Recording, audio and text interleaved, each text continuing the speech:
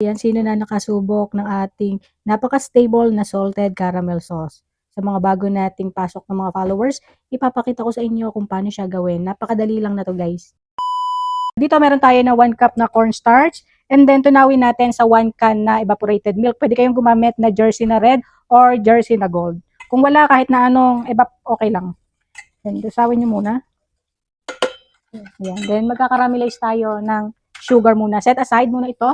So, lagay natin. Maglalagay tayo dito ng 1 cup na white sugar.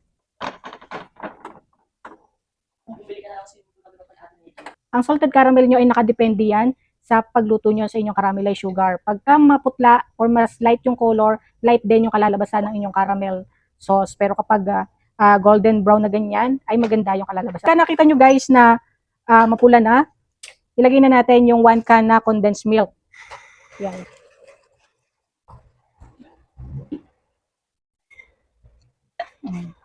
So, ganyan.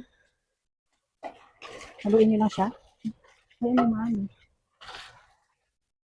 Kapag ang inyong sugar ay hindi pa masyadong nalusaw, ang mangyayari doon ay bigla na lang magbubuo-buo yung inyong sugar. So, kailangan ay talagang na-melt nyo siya or nalusaw. Pero halimbawa kung ang inyong sugar ay tumigas, huwag kayong magpanik or huwag nyong itapon. Kasi may followers ako, sabi niya itinapon daw niya, tumigas daw yung sugar. Okay lang yon, ipagpatuloy nyo lang yung pagmix sa kanya kasi alauna naman yung sugar na tumigas na yon ay malulusaw din. So ito, tingnan nyo guys, wala siyang buo-buo na sugar dahil na-melt natin siyang mabuti bago ibuhos yung condensed milk. And then sindihan ulit natin ng medium heat yung ating stove.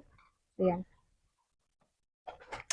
Lagyan natin ng 1 to 2 teaspoon na iodized salt. Lang natin. Saka na natin ilalagay yung ating cornstarch and evaporated milk. So ito, 1 cup na cornstarch and 1 can na evaporated milk. Buhos lang natin dito. And then habang binubuhos nyo ay dire-diretso lang yung paghalo para hindi siya guys magbuo-buo. Dahil ito ay may cornstarch na, kailangan tuloy-tuloy lang ang pagmix sa kanya. Or pwede ito ang gamitin nyo para smooth. Yan.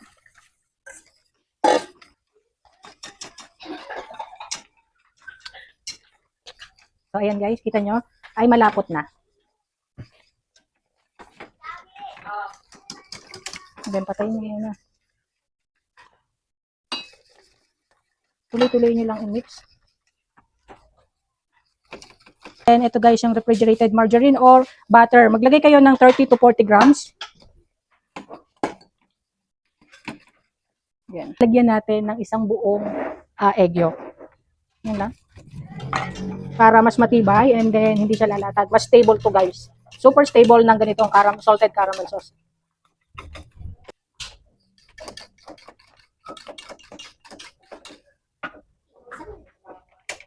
Lalain nyo lang para maging smooth siya.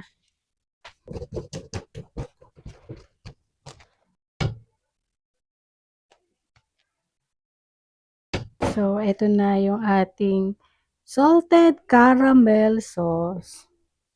Yan. At itong salted caramel sauce natin na to, napakadami nyong pwedeng paggamitan. Ako, ginagamit ko siya dito. Kita nyo sa leche caramelo natin. And then, pinagdidrizzle ko sa yema cake. Pwede nyo din ipalaman sa inyong mga cake. So, napakasulit na to. Ang lifespan nito, 2 to 3 weeks sa fridge. Or pwede nyo din siya guys i-preserve para mas matagal yung lifespan. Itaw nyo na lang kung inyong nang gagamitin. So, yun lang. Bye!